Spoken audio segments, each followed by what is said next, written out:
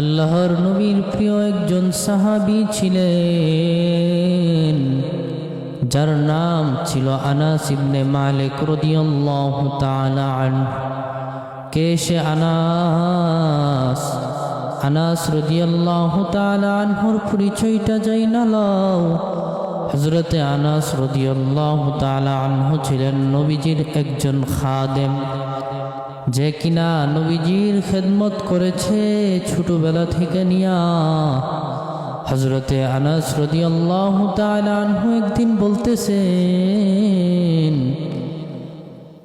খাদামতুন নবিয়্য সাল্লাল্লাহু আলাইহি ওয়াসাল্লাম 10 সিনিন।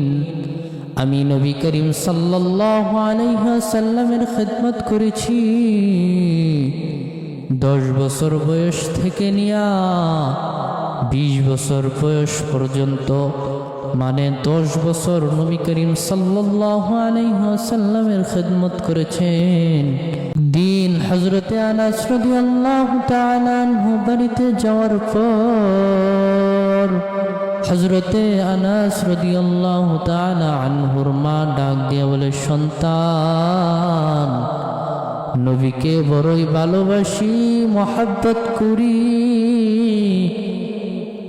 নবীকে আমার বাসায় দাওয়াত দিবি, নবী যাতে আমার বাসায় আসে নবীকে বলবি। হযরতে আনাস রাদিয়াল্লাহু তাআলা আনহু দৌড়ায়া নবীজির দরবারে হাজির। নবীজিকে বলতেছে, নবী গো, আমার মা আপনাকে মহব্বত করে ভালোবাসে, আমার মা বড়ই গরিব মানুষ, আমার মা আপনাকে দাওয়াত দিছে, আপনি যদি কবুল করতেন তাহলে অনেক খুশি হইতো। নবীজি ডাক দিয়ে বলে, আনাস, আমি তোর মার দাওয়াত কবুল করছি আজকে এশারের নামাজের পর। আমার নবী এশারের নামাজ আদায় করিয়া হযরতে আনাস রাদিয়াল্লাহু তাআলা আনহুর বাড়ির দিকে রওয়ানা। হযরতে আনাস রাদিয়াল্লাহু তাআলা আনহুর বাড়িতে যখন গিয়া পৌঁছলেন, নবীকে একটি মোড়ার উপরে বসতে দেওয়া হয়েছে। নবী যখন বসলেন, হযরতে আনাস রাদিয়াল্লাহু তাআলা আনহু বলেন, আমি আর আমার মা একসাথে দাঁড়ায় রইছি। সেদিন ছিল পূর্ণিমার রাত।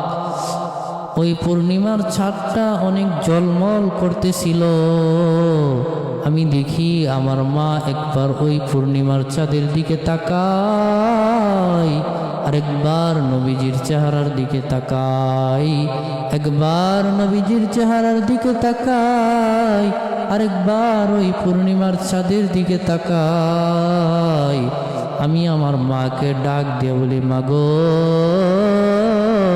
তুমি একবার পূর্ণিমার চাঁদের দিকে তাকাও, আরেকবার নবীজির চেহারার দিকে তাকাও, তুমি কি দেখতেছো, কি পার্থক্য করতেছো? হযরতে আনাসের মা ডাক দিয়ে বলে, সন্তান, আমি দেখতেছি ওই চাঁদের গায়ে কলঙ্ক আছে, কিন্তু আমার নবীর চেহারার মধ্যে কোনো কলঙ্ক নাই, কোনো দাগ নাই। আমার নবী এত সুন্দর, যার বর্ণনা শুরু করা যাবে কিন্তু শেষ করা যাবে না। আমার নবী এত সুন্দর ছিলেন, আমার নবীকে যদি কোনো ক্ষুধার 3 দিনের ক্ষুধার্ত ব্যক্তিও দেখত, নবীকে দেখার পরে সাথে সাথে 3 দিনের ক্ষুধা ভুলিয়া যাইত। আমার নবী হযরতে আনাসের মাকে ডাক দিয়ে বলে, মাগো, তুমি আমারে কেন দাওয়াত দিছো, কেন দাওয়াত দিছো? তখন হযরতে আনাস রাদিয়াল্লাহু তাআলা আনহুর মা ডাক দিয়ে বলে, নবী গো, আমার সন্তান আনাস আপনার খাদেম আনাস যখন আপনার খেদমত করিয়া ঘরের মধ্যে আইসা রাত্রিবেলা শুয়া যায়, তখন দেখি আমার সন্তান আনাস পেটটাকে বাঁকা কইরা ঘুমায়। তখন আমি মা বুঝতে পারি, আমি মা তখন বুঝতে পারি যে আমার সন্তান আনাস ক্ষুধার্ত, কিছু খাই নাই। তখন আমি মা হিসাবে খুব কষ্ট হয় যে আমার সন্তান না খায়া ঘুমাইতেছে। আপনি একটু দোয়া করে দেন যাতে আনাস ধনী হয়ে যায়। তখন নবী ডাক দিয়ে বলে, মাগো তুমি আনাসের মা, তুমি দোয়া করো, আমি তোমার দোয়ার আমিন আমিন বলবো।